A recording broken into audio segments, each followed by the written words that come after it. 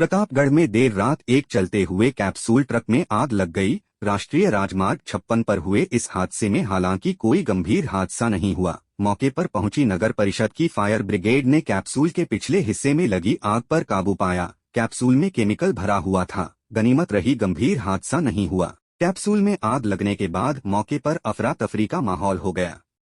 राष्ट्रीय राजमार्ग 56 पर देर रात प्रतापगढ़ चित्तौड़गढ़ रोड पर चित्तौड़गढ़ की ओर से आ रहे एक कैप्सूल ट्रक के पिछले पहिए में अचानक आग लग गई, लेकिन कैप्सूल चालक को इसकी जानकारी नहीं लगी। चालक कैप्सूल चलाता रहा। पीछे आ रहे दूसरे वाहन चालकों ने जब उसको इस बात की जानकारी दी तब तक आग काफी फैल चुकी थी। उसके बाद चालक ने तुरंत केमिकल से भरे कैप्सूल ट्रक को रोका और फायर ब्रिगेड को सूचना दी गई। मौके पर पहुंची फायर ब्रिगेड ने आधे घंटे में आग पर काबू पाया। गनीमत रही आग की लपटें केमिकल तक नहीं पहुंची, अन्यथा गंभीर हादसा हो सकता था। जैसे जैसे अयोध्या के राम मंदिर की प्राण प्रतिष्ठा का समय निकट आता जा रहा है, वैसे वैसे प्रतापगढ़ जिले में भी लोगों का उत्साह बढ़ता जा रहा है। विभिन्न सामाजिक एवं धार्मिक संगठनों की ओर से आयोजनों की तैयारी की जा रही है। विश्व हिंदू परिषद, बजरंग दल और अन्य संगठनों द्वारा घर घर अक्षत वितरण कर लोगों से 22 जनवरी के दिन दीपावली मनाने की अपील की जा रही है। विश्व हिंदू परिषद के जिला मंत्री यशपाल सिंह सिसोदिया ने बताया कि आगामी 22 जनवरी को अयोध्या में प्रभु श्री रामलला अपने भव्य मंदिर में विराजमान होंगे। उनकी प्राण प्रतिष्ठा के इस कार्यक्रम को लेकर पूरे देश के साथ प्रतापगढ़ जिले में भी उत्साह और उमंग का माहौल है।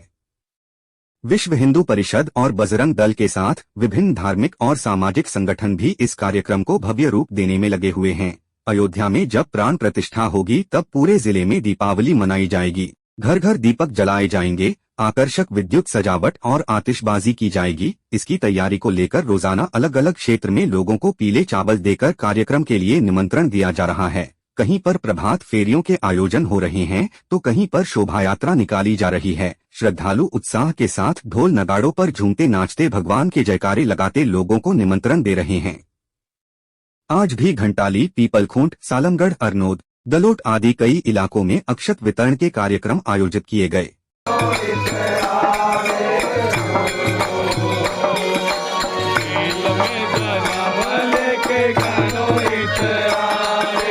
बिजली के बढ़ते बिल और कटौती से निजात पाए, आज ही अपने घर पर लगवाएं घरेलू रूफटॉप सोलर। पाएं 94,822 रुपए तक की सब्सिडी। अधिक जानकारी के लिए संपर्क करें प्रभु इंटरप्राइजेज, होटल इंद्र प्लाजा के नीचे, MG रोड, प्रतापगढ़, राजस्थान।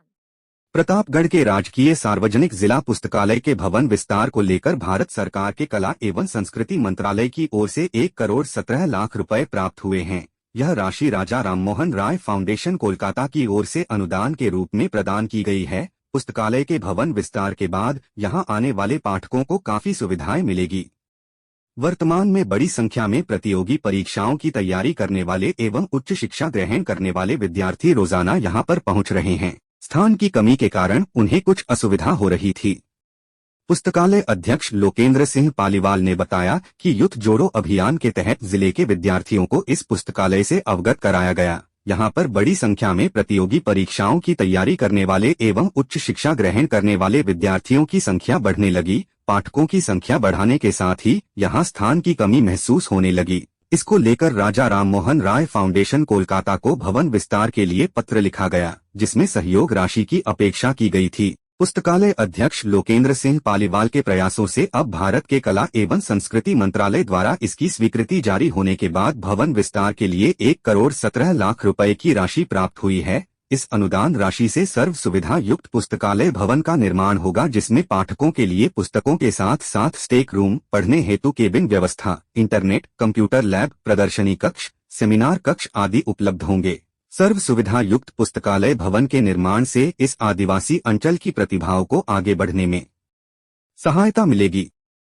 राजकीय सार्वजनिक जिला पुस्तकालय प्रतापगढ़ के इस जनजातीय पुस्तकालय के लिए भवन विस्तार हेतु राजा राम मोहन राय फाउंडेशन कोलकाता, जो कि कला एवं संस्कृति विभाग भारत सरकार के अंतर्गत आता है, उसके द्वारा इस पुस्तकालय के भवन विस्तार हेतु नवीन भवन निर्माण के लिए पुस्तकालय की रिक्त भूमि में नवीन भवन हेतु 1,17,00,000 रुपए की स्वीकृति जारी हुई है।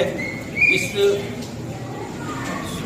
से जो अनुदान जो इस पुस्तकालय को मिला है, इससे यह जनजाति क्षेत्र के विद्यार्थियों, छात्र छात्राओं, आमजन, प्रतियोगी परीक्षाओं की तैयारी करने वाले छात्रों, पाठकों को काफ़ी राहत पहुंचेगी, क्योंकि विगत दिनों में पुस्तकालय के द्वारा विभाग के शासन सचिव श्री नवीन जैन की पहल पर युद्ध जोड़ो कार्यक्रम पुस्तकालय में अभियान चालू किया गया था, जिससे कि पुस्तकालय में पाठकों की संख्या में वृद्धि हुई।